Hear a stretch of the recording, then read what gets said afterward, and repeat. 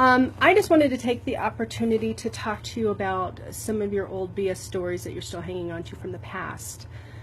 I have had, revelations over the years that just kind of crack me up. It's like once you have these aha moments, you're like, okay, I get it. But prior to that, you just don't get it.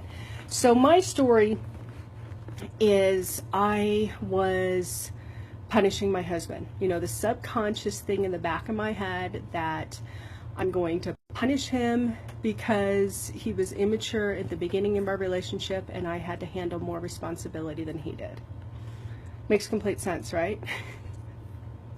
So I want you to think about those stories to where you have, whether it's like a lot of anger or just like little subtle moments of frustration or anger about the past. So whether it's with a family member, a friend, what story are you still hanging on to and trying to punish other people for? So, I'm great about, getting this with my dad or even like some of my friends and all that good stuff. And I'm so fabulous about helping you all discover what your BS stories are as well. But this one was so subtle to me that I didn't even really realize that I was doing it. And, as I'm talking about it out loud, that kind of sounds silly. But I want you to think about those stories with you. Who are you subtly punishing because of something that happened a long time ago and you just can't seem to let it go because in some form they have to be punished? So that was like my little story, and I would have little moments or little digs, where I would know what would trigger him, and I'd, get in there because that's what we do as significant others, right? And then he was just like, I'm doing the best that I can right now. I'm so sorry that happened, but I'm doing the best that I can right now. And I get that with my husband, but I still had to like subtly punish him because I got issues. But then he finally said, I can't change the past. Well, what the hell? What do you mean you can't change the past?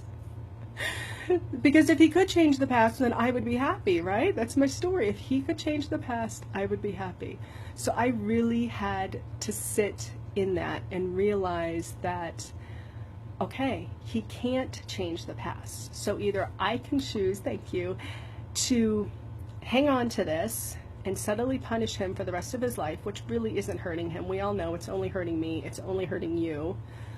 Or I could let this crap go. So it wasn't like this overnight thing where I was just all of a sudden able to forgive him. But of course, I pulled out my tools, did some emotional freedom technique on myself, journaled about what was really going on, because at the end of the day, even what he did in the past had nothing to do with him. It all had to do with me. But just having that aha moment for something that's extremely obvious was huge for me. So think about who in your life that you're punishing because the past can't be changed, and take some steps to take your power back from that. So whether you're doing EFT, whether you come in for a session or do an online session with me, or even just journal about it.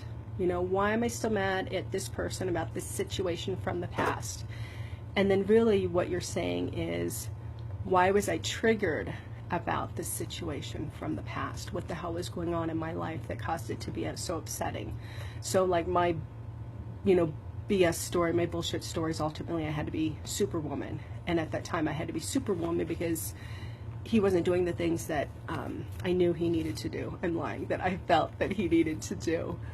And I got to control things in order to stay safe. So, it all comes full circle. It all makes complete sense. So look at that for yourself. And it's not going to be an overnight thing, but I'll tell you what, it does provide a lot of freedom.